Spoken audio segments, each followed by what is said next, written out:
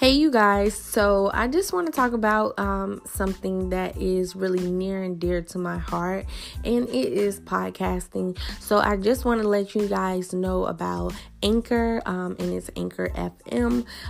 It is a platform which I'm using right now to record the podcast on.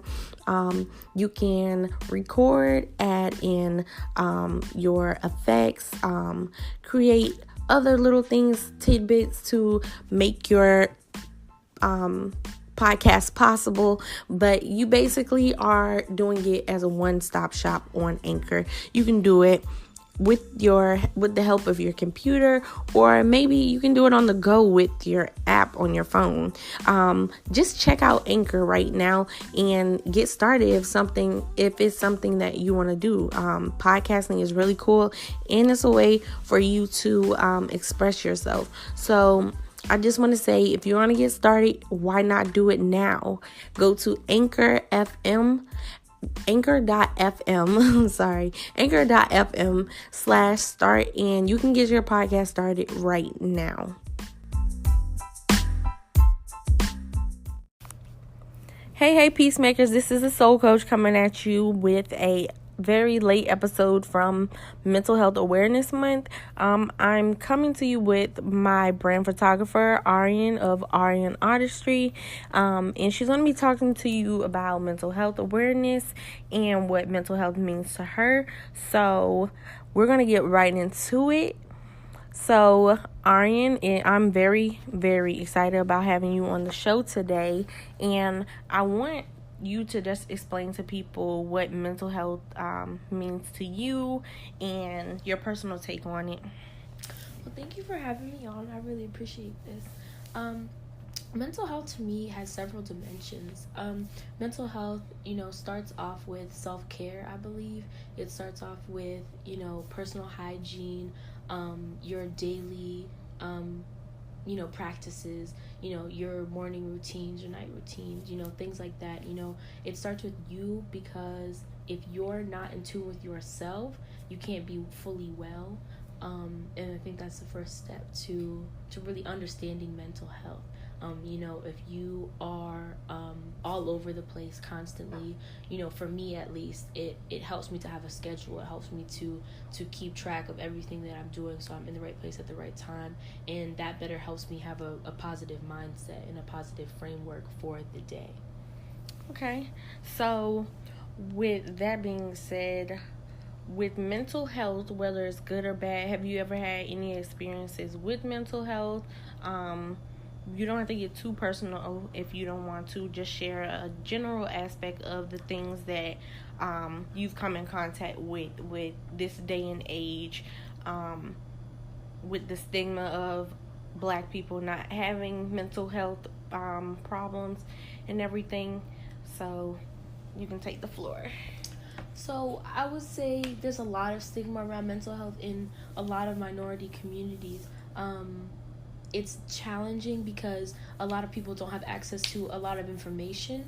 And, in 2018, we're kind of taking the rise on positivity and awareness around mental health. So there hasn't even been a lot of pushing to get people educated, to get people aware of it in the first place. So I'm hoping now that there is more information coming out, there is more people stepping forward to say that they have it, whether it be a celebrity or a public figure, starting to come forward and say, I suffer with this is my fight, and we should be supporting people with this. I'm hoping that trickles down into the rest of society, especially into minority communities. I have been blessed that isn't really a major issue in my family. I can't speak for all of my family members, but I know that my specific experiences with my family have been, so appreciative that I have been able to share with them, and in turn I have been so blessed that they have been willing to listen and are willing to support me in all of my efforts and in my treatment. Okay, so you said treatment. So what specific mental health disorder do you have? I suffer from bipolar disorder, and it has been a journey. I was diagnosed when I was 19 years old. I had my first manic episode at that time. I'm not sure how familiar people are with bipolar disorder, but a manic episode or mania is when an individual feels like they're on top of the world. No, they can do no wrong can be done to them. They feel compelled to purchase things at large expenses. They feel compelled to speed or feel courageous. A lot of vanity, that sort of thing. Those are some of the side effects, I would say, of mania. So for me, I experienced the speed. I experienced the spending, and just general quickness. Just moving very quickly, not thinking things through, that sort of thing. That's a lot to take in. So you were right out of high school. When you had your first episode, were any friends around, or was it just you by yourself? Were you with family? Who was there for you when this actually had taken place? So I was with two of my friends from school. I had just enrolled in UMBC. I had moved onto campus early, a little bit before fall had started, and that was when I had my episode. So my episode, the remaining days of my episode, this lasted for a week, but my remaining days of my episode took place basically the first day of school. I was not able to attend any classes or anything like that, but just for a time frame.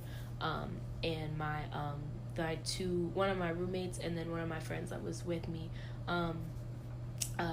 encouraged me to reach out to my mother, just to let her know that something was going on that we couldn't quite place.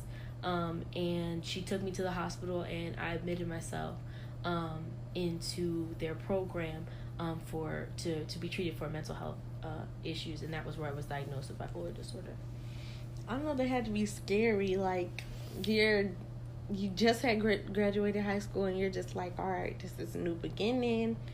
I'm gonna turn up for a little bit, and then we're gonna get popping with school. So, with that being said, did you go where was your mindset? Did you think that something was wrong with you, or did you just kind of brush it off I'm just living life right now? So I knew that something was wrong. I couldn't put my finger on it, and this is something that I left out for mania that also happens, is racing thoughts. So at that time, I had so many thoughts going through my brain, but I was also talking, and it was not correlating. What I was thinking was not even what I was saying. And it was challenging. It's so challenging and frustrating, because what I was thinking was something is going wrong, I need to tell somebody. But what I was talking about was kind of just nonsense. It wasn't making any sense. It wasn't the urgency of what I was thinking that I needed to say. So it was very challenging. So I was so thankful that my friends were able to see and understand that something was wrong, because I was literally not able to convey what was going on with me. Yeah. So it was frightening. It was very scary. I can imagine. With your friends, do you think that, do you have at the time, was it a big friend group that you had, and it was a couple of them that understood, or was it just a couple, maybe one or two that could actually be there for you as a support group? So at the time, I had two friends. Unfortunately, I'm no longer friends with either of those people, but at the time they were, so supportive to me, so helpful. And I took those attributes of those friends, and I definitely looked for that in other people as I went forward. So now I can say I definitely have a solid support group of, friends, family, my treatment team. It's definitely been something that I need on a daily basis. Yeah. With your friends, excluding, since we already talked about your friends, with your family, had they had any contact with, like, do they have friends who have mental health disorders, or was it anybody else in the family who had a mental health disorder that they had already had experience with, or this was like brand new to them? So, I think in my family I have the most major diagnosis. Well, I shouldn't say that. Everybody suffers differently. But in my family, there is mental health issues. Besides just myself. And I didn't really realize that. My family sort of came to me with a lot of information after my diagnosis to kind of, help me feel like I'm not alone. But it was eye-opening to me to see, how much was around me that I didn't even realize was there. Yeah. And it was so wonderful to me that they felt like they could share that with me, because they did not have to, know. So that was really a blessing. It was interesting, once I had my diagnosis, it just felt like it was coming all over the place from my family, from people that, that I didn't know, where people were coming to me. So I posted my post on Instagram letting everybody know that I have bipolar disorder, because I felt like I had been hiding it. I felt like I was kind of trying to maneuver around it. And that wasn't being true to yourself. I was not being truthful. I was not being true to myself. I was not being true to other people. I feel like I had to walk in my truth. I felt like that was going to help me feel like, this is my steps to recovery. This is my steps to my new future, owning my life. So as a result of that post, so many people reach out to me letting me know that they had it or something similar. And, that also letting me that I wasn't alone, but also, just seeing what other people are going through, just acknowledging that, everybody's walk is different, but everybody's walking some type of walk, Yeah, you're gonna meet up on the same road. Yeah. I feel like that's what a lot of family, well, I can just say for minorities, like once you cross over into adulthood, they kind of tell you all the stuff that they didn't want to tell you as a child. Amen. Like, you was like, this was going on, and this is what I kind of figured, but I ain't want to say nothing. Like, it really is like that. It's like you're at a small door, and then once you go through that door, you open an even bigger door of different things, like a realm of like problems or secrets. And I wonder why it's like they hide it. Like, why don't they teach you about it like when you're young? Because if you're taught when you're young, like, you're not ignorant growing up, and you won't either make fun of people, or you won't support other people who like have it while you're growing up, like disorders while you're growing up. So like I feel like that's a big issue, especially with friends, families, relationships, jobs. Like, I feel like jobs should actually take stuff like that into consideration as well, because it's so prominent in this day and age. And like, as the world is evolving, like, different mental health diseases are evolving now, since there's different things that are coming to light. Like, I feel like people just need to be aware of everything. So so we touched on your friends, and we touched on the family portion. What were some triggers for you that actually caused you to go through or start having your bipolar disorder come to light? So at the time, I had just enrolled in UMBC. I had a successful semester at ACC prior to that, and at the end of the semester, my grandfather had passed away. I had a really bad breakup, and I was starting this challenging school year in the fall. So I would say a culmination of that, and the fact that, in my mania, I raged incredibly too hard. Like, I was partying a lot. So the culmination of all of these things definitely set that into motion. The fact that, I was unstable. My mom loves to say, I shouldn't say loves to say, but my mom encourages the thought of disease is literally, if you take that apart, dis-ease. You are not at ease. That's what a disease is. You're not at peace. You're not at rest. And a lot of that was due to, the fact that I wasn't happy with where I was. I was so, internally frustrated, and everything like that. And I definitely think that led into, mental health is already there. A mental disorder is already present. It's genetic. It's already there. Mm-hmm. But I definitely would say your lifestyle can change your disorder. If you are not living the life that you're supposed to be living, you're not going to be well. Mm-hmm. That goes for anybody. Yeah. I would say with you saying you weren't at ease, and if you're not living a certain way, like, I would say, would you feel like if you were doing things differently, you don't think you would have an episode? Or if your grandfather had passed away and you had dealt with it a different way or whatever, do you think that you wouldn't have your episode? And if, like, you hadn't broken up, or you guys hadn't broken up, do you think when you were still at HCC, do you think that would still be like your disorder would never have come up? That's a great question. And my mom and I ask myself this all the time, if I hadn't done certain things differently, what would my life be like right now? Mm-hmm. And I don't have an answer to that, but I do know that I would have done a lot of things differently. I definitely wouldn't have partied like that. I definitely would have, strayed away from a negative relationship earlier than letting it crash and burn like that. I definitely would have taken more time to grieve over my grandfather than just rushing through it, and now I'm dealing with it later.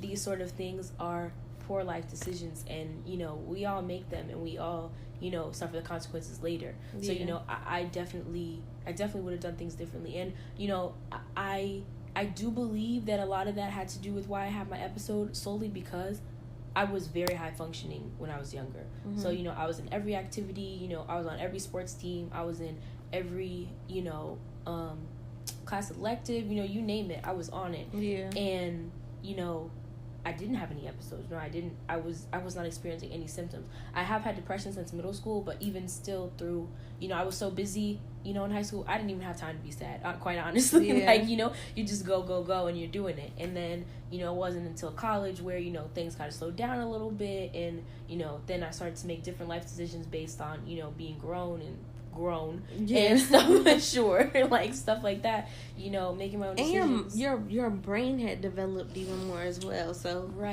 that's another thing that you're experiencing new things, you're getting introduced to different things, and you, as a young person, you don't know how to process it all. You really don't. You think you know what you're doing, and you don't. So I would have made a lot of different decisions looking back on it. Now that I'm 21, looking back on 19, it was different. And since it was such a challenging year, yes, I think that is why I had my episode. And if it wasn't done that way, that it potentially, still might not have happened. But also as a statistic, as a fact, a lot of young people are diagnosed with bipolar disorder. So it doesn't usually come later in life. Late onset bipolar disorder is very rare. Mm-hmm. It usually presents itself around your early to late 20s. And then for the rest of your life that you have it. You don't usually find out at 60 that you have bipolar disorder. That's very rare. So so even if I had done life differently, it might not have happened that year, but it could have happened, now or something like that. Like, since it's genetically, it was gonna happen. It's just I was doing a good job of keeping it at bay because I had structure in my life and stuff like that. But once all that went out the window, it was a free for all. I never knew that statistic, that it comes during your young adult life. Mm-hmm. It comes when you're, like, very vulnerable.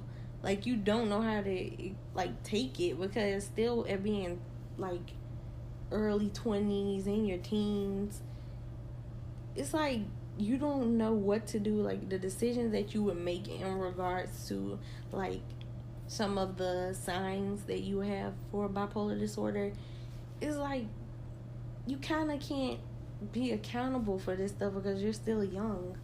So I would not even know how to deal with it if I went through something like that. If I could jump in real quick, mm-hmm. I feel like, what you were saying earlier about how it needs to be taught at a young age, it's so important to be taught on school campuses, on college campuses, because that is where unfortunately a lot of people have their episodes.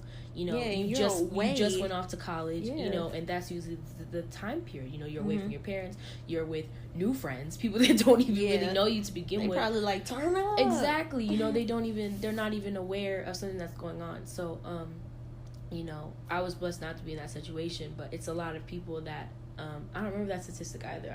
I'm blanking, but it's like a lot of people that are first diagnosed with bipolar disorder are also like the first around, unfortunately, to pass away, because they're just so, they're either in extreme mania or extreme depression. And that's the other side of bipolar disorder. The depression is mania and depression, severe depression. So mania is like the high part, and then depression is the low part. Yep. It's like a roller coaster. Like, that is literally how I describe it. A roller coaster. And it's also for people that don't know, bipolar disorder is a mood disorder. Primarily. So, you experience, the happiest time you've ever felt, and that may last for a little while, but then literally the crash is so low, like a day later or something like that. For however long your mania lasts, the crash will be there when you're done. There's no getting around that. It's coming. It's very scary for a lot of people, like you were saying, because they just you don't know how to deal with it because you've never experienced it before. You're not around people that can help you with it typically. For people that are, you can't really prepare for a mental disorder, but just as for anybody listening that doesn't have a mental disorder, that if you feel you may be susceptible to something, or there's something runs in your family and you're nervous that you're going to get it, just focus on being the best you, because the better that you are, the healthier that you are as a person, the more susceptible you will be able to be, not susceptible, but the more prepared you will be, for this type of diagnosis. You know what I mean? The better prepared you are for life that you're doing for yourself, it's going to be a hit regardless, but it'll be something that you can be able to overcome if you're already stable yourself. The whole, like I was saying, the dis-ease comes from instability. So with that dis-ease, how do you now, whether it's with the different friend groups, since you say you're no longer friends with those people, with your new friend group, or shall I say support group, how does that and other things that you do, like your self-care routine, how does that take place now that you're in a different position?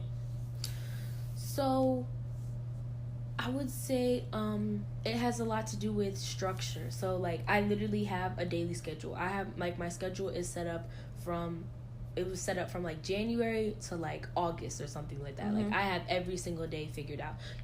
As the morning comes or as something comes up last minute, you adjust, but like literally it's in a spreadsheet and I got it like figured out. Like I know what I'm doing, I know where I'm supposed to be. That helps me, that puts me at ease. That helps me know where I'm supposed to be, what I'm supposed to be doing, and it helps other people around me know what I'm supposed to be doing, or the accountability, having people to hold you accountable to where you're supposed to be, what you're supposed to be doing.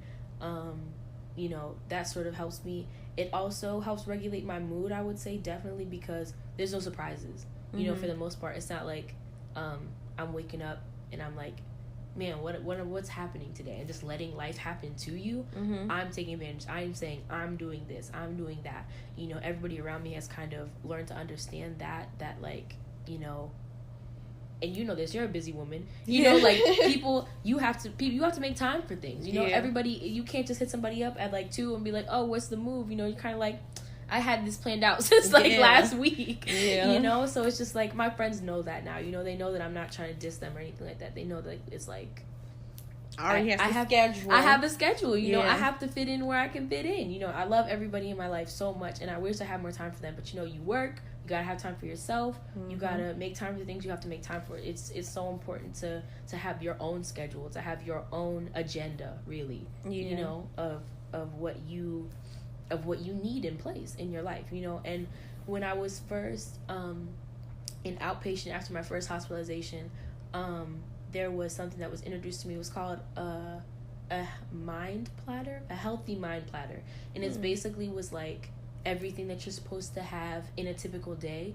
You're supposed to have time for sleep, time for eating, time for hygiene, time for self-care, whatever that looks like to you, listening to music or reading a book or a podcast or an audio book or, what have you, just to make sure that there's some downtime for you, some time for educational, some time for free time, some time for, something exciting, something new, or, something that you love, all of these things. All of those things are supposed to happen in one day. Somehow you're supposed to figure out how to do all those things. All in 24 hours. All in 24 hours. Because if you don't make sure you have a little bit of everything, your mood is going to shift in some way or the other. Something is going to be out of balance. You can't have too much good, because then you're probably slacking somewhere else. Yeah. But you can't have too much, bad. Work, yeah. And bad stuff that, then you're going to be sad all the time, So it's like, it's a balance. I don't have time for this. Exactly. And it can be stressful trying to make sure you have time for free time. You got to work real hard. Girl. Make sure that that you cannot work later. Yes. But that's what you have to do to be at ease. That's what you have to do to be healthy. That is definitely something. Like, I think as I got older, and like my mom instilled in me, girl, you better get a planner, write down your schedule, remember this, remember that. Like, I have 2 planners, one for business and one for myself. I put stuff in my phone too. I put stuff on my Google Calendar, like, because there was one point in time when, like, I talk about this in my my speech that I did called Life Has No, oh shoot, I forgot the day. I'm gonna put it in the show notes. My video that I did, it's on YouTube. I'm gonna put it in there. Lessons has no age. Lessons has no age. So I talked about it in this video, the video or whatever. Basically, I, like, throughout my time where I got out the army, like training and stuff, and didn't have a job and all this stuff, went from having like 6 jobs, literally, like I was Kevin Gates' song, I Don't Get Tired, that was me. Like, literally, like around that time period, I crashed. Like, luckily, I'm surprised. I'm really, really surprised. I probably had like some episodes where I might have been depressed or something because of that stuff, but I never like really touched on it or say, okay, there's maybe something wrong with me. But I noticed stuff like that. I didn't have time because I was always working. Me being like 18, 19, I don't understand stuff like this, so I'm just going, and then bam, I had to tell myself, okay, you need to find a steady job that's gonna like make time for you, because if you don't, like, you really will get tired and you will start to think like, is this really what I want? And like, or is this really me? Or you will start thinking like bad thoughts, and that's not something that you want to actually do, because like you actually want to like be normal and you don't want to think these things. So I haven't had a experience like that, but I know that on another side of the spectrum, that definitely does come like from a healthy person and someone who actually, well, I can't say a healthy person, someone without a disorder and somebody with a disorder. So there's some similarities on both sides. But with that being said, besides your family and your friends, and I know you say you went through the breakup and your grandfather passing away and you going to a different school, what has changed differently now? Because I know you're in a better place with everything. How's everything like changed, like fast forward to now? So I was hospitalized twice, and my second hospitalization was in January, and now it's June. So I would say it's been a completely 360 like moment for me, because I was in such a dark place just in January, and I didn't have any hope, I wasn't excited about anything, I didn't have my drive, anything like that. I was lifeless at that point. And, fast forwarding to now, I'm so excited about my job. I'm so excited about going back to school. I'm excited for all the relationships in my life. I'm so thankful now. I'm so blessed. It's it's been a lot of work, though. I was working with my aunt for about 4 months, and still kind of working with her a little bit less now, though. But about getting back to my old self, it was a lot of work to get to the point that I'm at now. It wasn't just time, it was a lot of effort. It was a lot of self-help books. It was a lot of research into bipolar disorder. It was a lot of therapy. It was a lot of outside of therapy, talking about my life, like what led me to being to where I was, that darkness, and it was a lot of self-realization about the life that I was living compared to the life that I want to have. And I feel like I'm finally at that place where I'm living out the life that I want to have, and I'm looking for the future about how I want to continue to live my life. So it was at no shape by myself. It was my Shay, it was my boyfriend, it was my mom, my aunt, my stepdad, my dad, aunts and uncles, cousins. It was a village, Yeah. It was by no means by myself. It was by the grace of God. You were born again. I was born again by the grace of God. He saved me. He was like, you know what, you're not done yet. You still got some things to do. Yeah. So it's been a blessing. It's been so different from where I was, so in the best way possible. Yeah. So with you working with different clients, whether it be personal, since you're in the photography industry, so like say if you had some clients that were family, like your aunt, or working with people through just strictly business, how did that affect your business, artistry? So it was definitely challenging because we had just started working together not that long ago, mm-hmm. and like I was hit with this depressive episode, and I was like, wow, we had planned out so many things and everything like that, and I was just at the point where I was like, I don't know if I can do this anymore. And kind of I lost my drive, I lost my interest. I felt like I wasn't pushing myself to be better. I wasn't researching any tips to get better or anything like that, so it hit me pretty hard. And so after I got out of the hospital, it was definitely a reset. You were definitely eager to work with me again. After I shared my news with you, I felt like we were in a much better place to begin back up again. Mm-hmm. So you were working with me, and I had some other clients working with me. My aunt started working with me. I was doing some things for my cousin, and I had my first art exhibition, which went so wonderfully. Yes. And this was right after you posted, and that was on Instagram. Yeah, that was right after I posted on Instagram, and that was like right after I got out of the hospital. So wow. I was hit with so much positivity from everyone around me. I was like, mm-hmm. there's no way that I can't be great. Like there's no way. Like with all of this wonderful energy and wonderful people around me that just want good for me. There's no way that I couldn't use that in a positive way. So yeah, I felt a refresh. I felt, a redo, like I got a second chance. And I used it. Yeah. and that's where we are now. Just kind of on the other side of a nasty place. There's still ups and downs. There's still, the days, but it's nothing compared to what it was, So with your boyfriend, how has your relationship been since you've been hospitalized and everything? Especially like, has he been there from the beginning, like when you had your first episode, or like were you guys friends, or had you just met like after the first episode, or how was that? So we met a year ago. So it was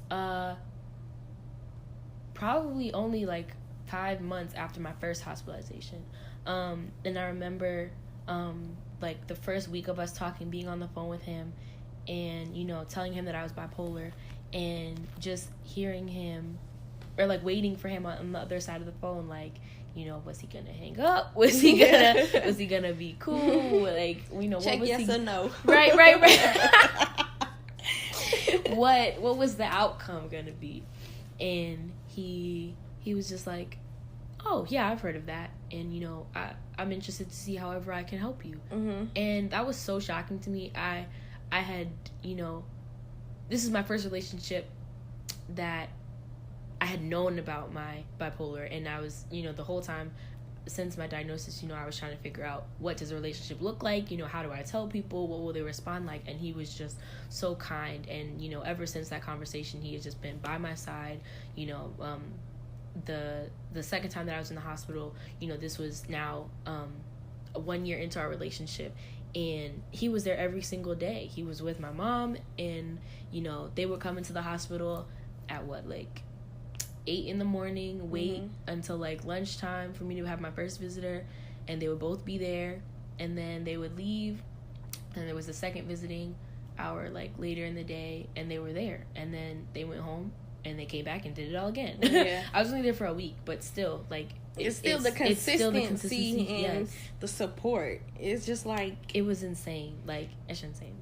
it was out of this world. It was so selfless. It was so kind. Neither of them had to do that. Just to be with me. I feel like with you, this is your first relationship as an adult, and it's you guys were in a vulnerable state still, because this is something that's new to you guys, and you shared the information with him, and it's just that he was just so open and accepting about the situation. That was really good, because a lot of couples either they would break up over something like this, or they would kind of take a break, or this day and age, people like to go on social media about everything. They probably will post all this stuff, and it's just we need more couples who are, whether it's male and male, male and female, female and female, you need to be supportive of everybody in regards to this, because you never know when something might happen to you, and you might need your significant other to understand you. So that aspect of the relationship that you and Mikhail have is really good, because it actually shows you that this is someone who wouldn't, they're not the people from your past who don't understand you. This is something new, and it's not a trend of the same people coming in your life. So that's really great. With you being on a schedule and everything, you kind of, how does he what you having a schedule? Is he the same? Does he need a schedule, or does he kind of just go off of your schedule? He needs a schedule. I feel all guys need schedules. Absolutely, they just be kind of wandering around what's the move? Right, find one. Right. But no, he works off his work schedule primarily, so we just kind of work around his work schedule. We work around my schedule. Yeah. So we make time.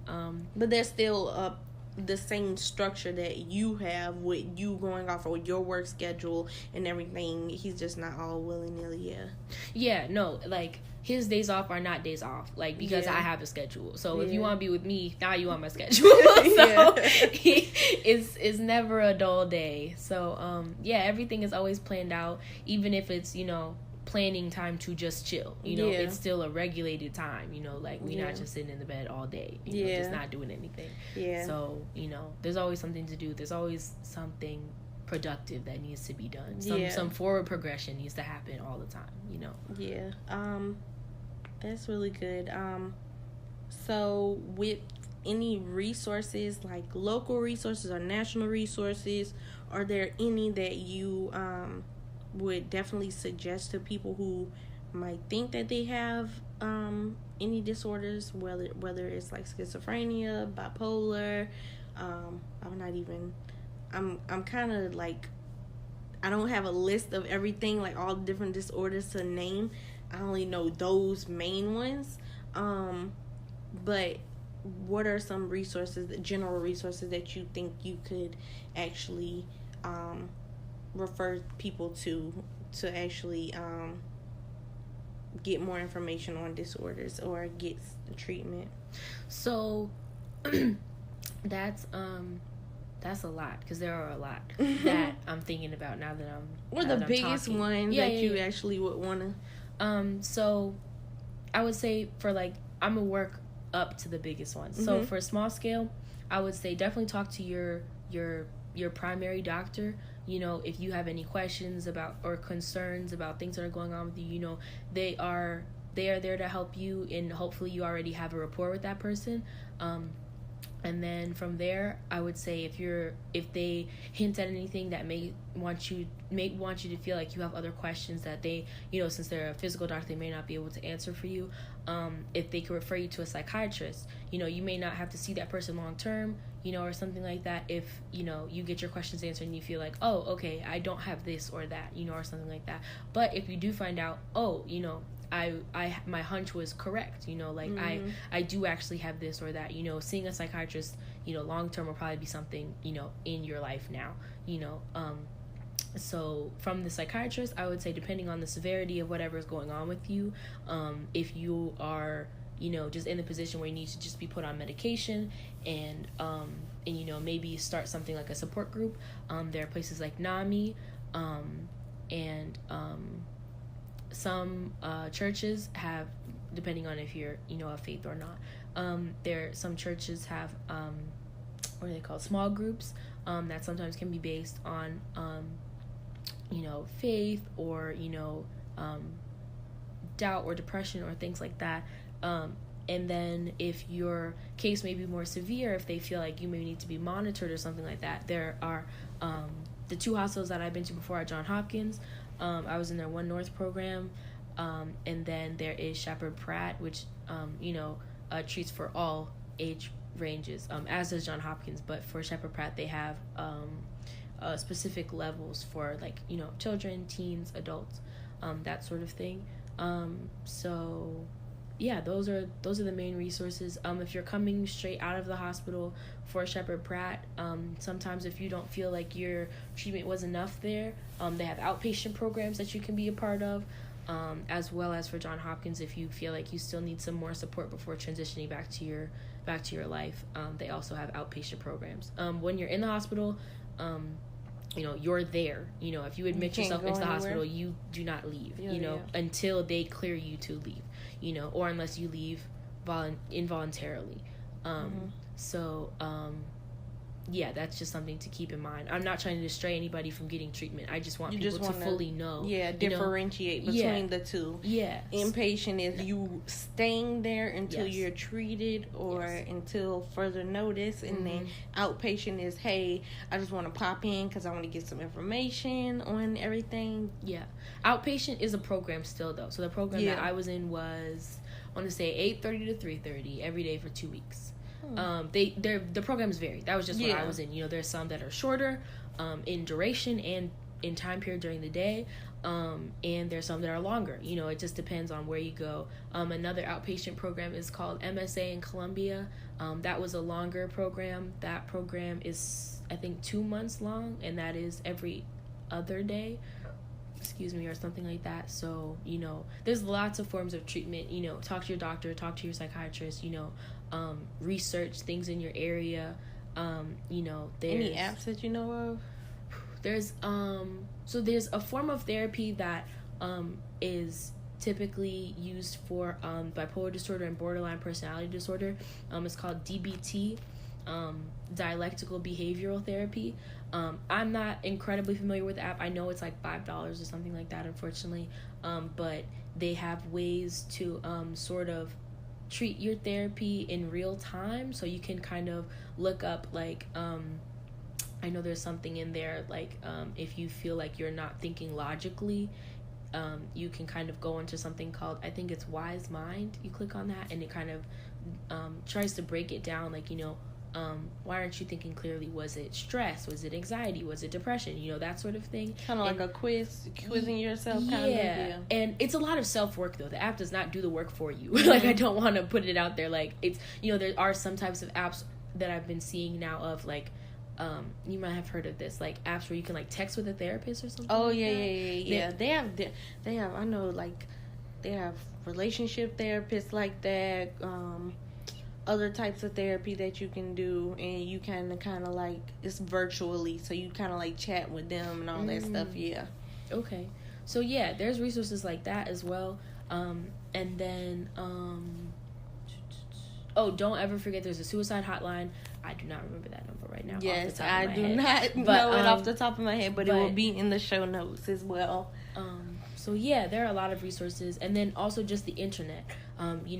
I would definitely say WebMD is the most reliable source that I could think of, and that's like the Google of the medical system. Like, go to WebMD. I be coughing and burping at the same time. WebMD. Am I dying?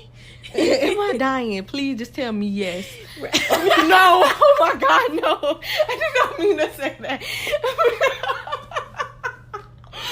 Oh my God. Blooper. Please say no. Please say no. But with WebMD, don't always self-diagnose yourself. Yes, because you will go into like panic. Like, yes, call your doctor. Call your psychiatrist. You can look on there and see. Sort of get a general.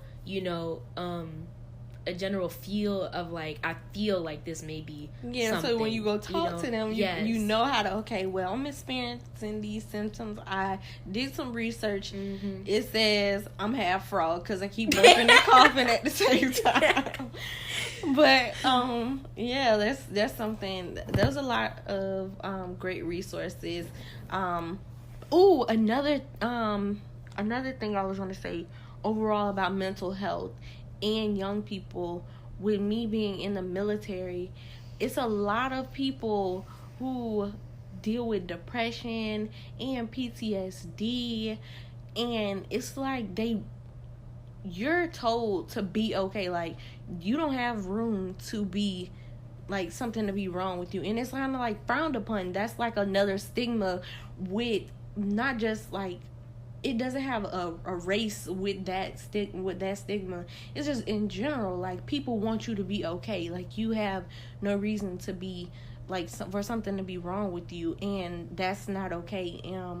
Definitely, if you're in the military, no matter what branch, whether you're in active duty, you're in the reserve, always check up on your battle buddies and everything, because you never know what they might be going through, especially with those people who might be reservists or National Guard. We basically we have two lives. Like, you have your military life and your regular life, and people make fun of it. Oh, you're a weekend warrior, you don't have anything to worry about. Okay, we get the same treatment as you. We get deployed just like you do. Just because we have on our uniform short amount of time is just like something that you can't sit up here and like base that off of. So I definitely I'm gonna listen to show notes, some resources from the VA in regards to that, because I totally forgot to mention that like when we were talking about resources as well. So is there any advice that you want to give people in regards to mental health or just being their self, as well as your social media handles? You can give those after you finish up your spill.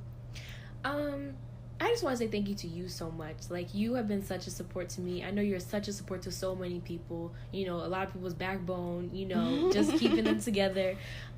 So I'm really thankful for you in this journey that we've been on. Like, it's been so helpful to me.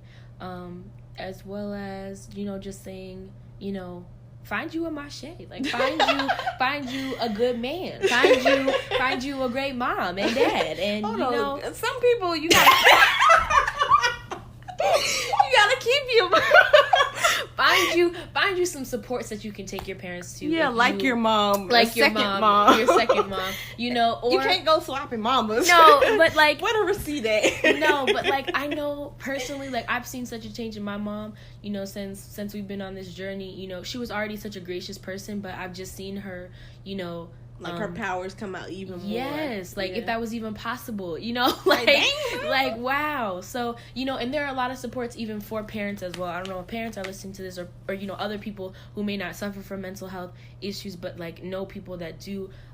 You know, the program that I mentioned, NAMI, they do a lot of support groups for people suffering, and a lot of, oh, man, I'm blanking on the word right now. On the caregivers, you know, people who are supporting these people with mental health issues. Because that's a big thing, because the people who are taking care of the people who are going through things, so who's going to be there for them? Exactly. Or how are they going to know how to take care of themselves? Exactly. So, you know, NAMI really helps those supports and things like that. So I would definitely encourage you to share that with those people.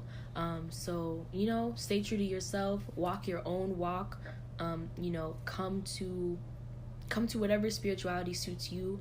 You know, it doesn't necessarily have to be, you know, faith necessarily, but, you know, whatever you find puts you at ease. You know, always go with that. Always make time for that, and always make time for the people that are making time for you, in trying to help you. You know, and sometimes it may be hard to accept help, but at the end of the day, know that the people that are trying to help you are trying to do that for your best interest. You know, they may or may not be going about it the right way. You know, if sometimes, you know, it's difficult. Like, my mom will be like, "Did you take your meds?" And, you know, it could be because she's like, "Oh, you might be a little moody today," or something like that. You know, it's just a day. You know, bear with them. You know, they don't always know. You know, they're just trying to make sure that you're good and that you're okay. And, you know, don't pop off on them just because they suspicious that you didn't take your meds, because that's just furthering their intuition.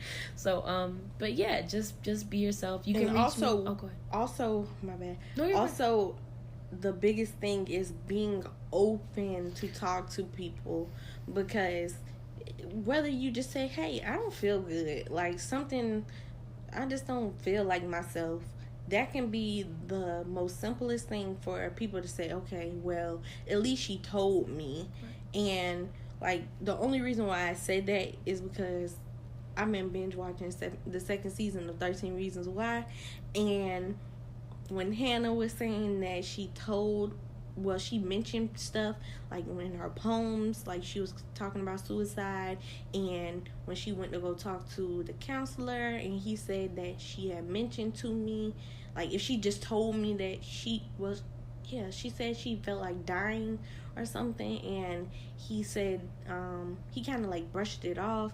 Like, don't take it lightly when somebody says something to you, because that's another thing, is if they feel that they can trust you enough to tell you that, you should be very open to helping them seek treatment and getting them to where they need to be. Yeah, and sometimes, you know, you may not be that person that is equipped to help them. So, you know, do them a favor and do yourself a favor and just point them in the direction of where they can be helped, because sometimes it is too much, you know, for you to bear, or sometimes it is too much or just out of your control. You know, you don't know anything about that situation. So definitely point them in the direction of where they can get some help, you know, so that burden isn't on you. Not a burden, but so that their life isn't on your hands, you know, because sometimes people may be coming to you with some heavy things. Yeah. Ooh, another thing. Learn about your family. Talk to your family. Like, dig deep. Like, you need to go, like, ancestry.com on them. Like, ask about what's going on. I wish ancestry.com told you stuff like that. Or if you could, like, if there was a website where you can look up, hey, all, like, the databases in the hospital, and they can tell you, like, stuff. Okay, well, go type in your name, and it tells you, okay, a list of all the health issues, people in your family, like a medical family tree type thing, because that would be helpful, especially to people who might be adopted, or people whose family members might have passed away before they, like, were, like, when they were born, or as they were growing up and stuff. Like, that definitely is something that people should ask about. You ask all these other questions. Mom, can I go this place? Can I go that place? This and all that. Like, you need to ask about things that deal with your safety and your health. So that's all I want to throw in. Yeah, knowing your family history is so important. Your family's medical history, like and it's a lot of information. So definitely like write it down or keep it somewhere safe, because when you're in a situation, you know, it'll definitely help your treatment plan a lot easier if you know what was previously going on with your family. Yeah. Well, thank you so much for having me on. I really appreciate this. I hope you guys got even like one piece of information that was helpful to you.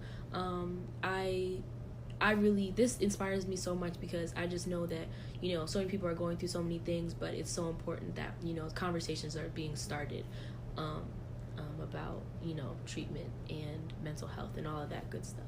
So thank you guys for listening.